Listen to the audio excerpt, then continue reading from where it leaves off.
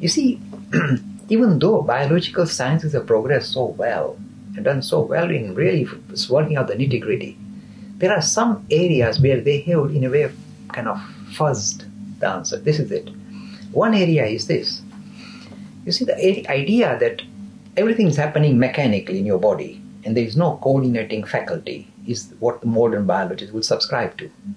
But we from any tradition say, no, there is something that is coordinating every aspect of your being, and that we can define as a life force. But the thing is, it is not a physical force in the sense there's electrical or chemical activity.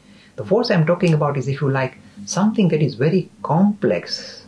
You see, look, some of the difficult areas in modern science, or say life science especially, are the areas where we are dealing with complexification. This is a new term science has kind of recently developed.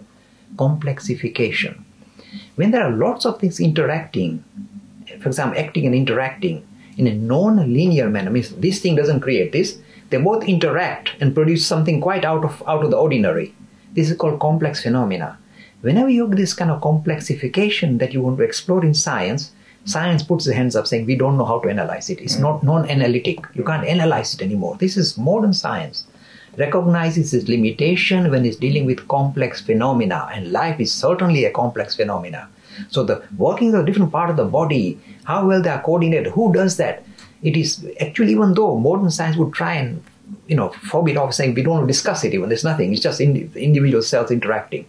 There is something much more at play when we are talking about individual soul or individual person living in a body, and that is what we would call, if you like, the thing that is, it's not a separate force, it is, if you like, complexification. You see, the complex thing that we observe as life is difficult to reduce or present in a reductionist manner, and this non-reductionist idea is what defines life.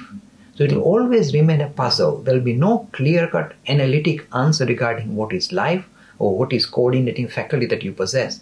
It will always remain crucially invisible and hide behind this lovely word, complexification. And science puts its hands up saying we can't deal with it. So that's for science to show its limitation and say, when it comes to life, what is life? We don't know exactly how to qualify it or analyze it. But it is something that we somehow intuitively know is something very precious that we call our being.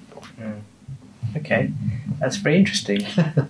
So really the issue about life and death becomes less important in the Indic tradition, because we don't really know how to define life, and we don't really know how to define the soul, and we can't really prove that there are many other lives in the form of reincarnation.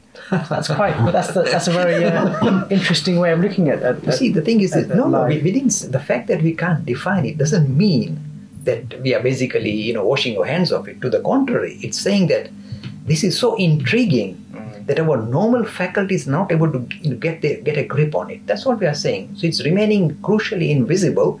This is not its weakness. This is its very strength. Yeah. It remains crucial. This trying to kind of grab or get a handle on what is life, etc., has always puzzled philosophers and thinkers.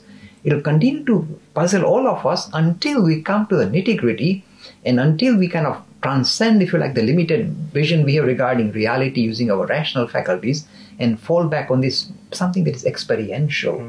So at the experiential level, says the Indic tradition, you can come face to face with what is this idea of a soul, what is this idea of your essential spiritual nature. All these things are not airy-fairy. They are something to be experienced perhaps more intensely than your ability to experience the empirical world in front of you. They're insisting on that. They're in fact saying that what we are saying is, at the moment you can take it with a pinch of salt, or with a bag of salt, some of the stuff. But if you really are serious, and if you are now attracted to this phenomena, you have to progress further, and rather than just focus on intellectual gymnastics, take it a level further and say, all these ideas must become experiential for me. So if I believe I'm the spirit, I'm the life force, I must come face to face, or if you like, encounter it firsthand. And only when I encounter it firsthand can I be sure about what I'm talking about. So it is insisting. It's not saying we are running away. It's saying that, look, we just gave you the idea.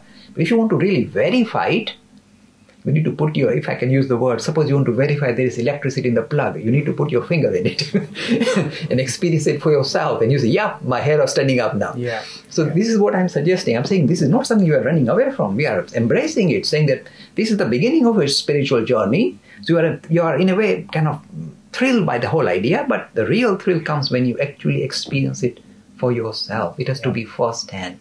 Encounters of the first kind is what we are searching for.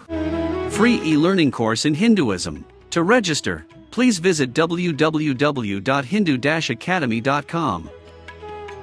Talks on Hinduism, sponsored by People Care, encouraging caring for the elderly in their own homes. For more information, please visit peoplecare.com.